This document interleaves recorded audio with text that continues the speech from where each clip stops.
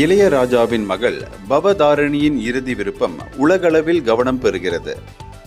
பிரபல இசையமைப்பாளர் இளையராஜா தனது மகள் பாடகியும் இசையமைப்பாளருமான பவதாரணியின் நினைவாக ஒரு பெண்களுக்கான இசைக்குழுவை தொடங்க இருப்பதாக அறிவித்துள்ளார்.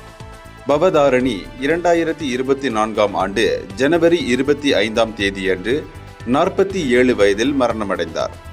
பிப்ரவரி 12 அவரது முதலாம் ஆண்டு நினைவஞ்சலி நிகழ்வு நடைபெற்றது. இதில் இளையராஜா, குடும்பத்தினர், கங்கை அமரன், கார்த்திக் ராஜா, வெங்கட் பிரபு உள்ளிட்டோர் கலந்து கொண்டனர். நிகழ்ச்சியில் பவதாரணியின் பாடல்கள் இசைக்கப்பட்டன. இதில் பேசிய இளையராஜா, பவதாரணியின் இறுதி விருப்பம் பெண்களுக்கான ஒரு இசைக்குழுவை உருவாக்குவது என தெரிவித்தார்.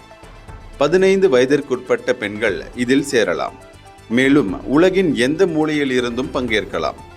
இந்த இசைக்குழுவில் சேருவதற்கான அதிகாரப்பூர்வ அறிவிப்பு விரைவில் வெளியாகும் என்றார்.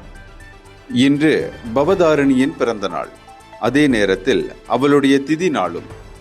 இது அவளது ஆத்மா சாந்தி அடைந்ததற்கான அடையாளம் என்றார். மேலும் இந்த இசைக்குழு உலகமெங்கும் பரவி பவதாரணிக்கு சிறந்த அஞ்சலியாக இருக்கும் என்று நம்பிக்கை தெரிவித்தார். இந்தியர்களின் இதய குரல் மக்களோசை.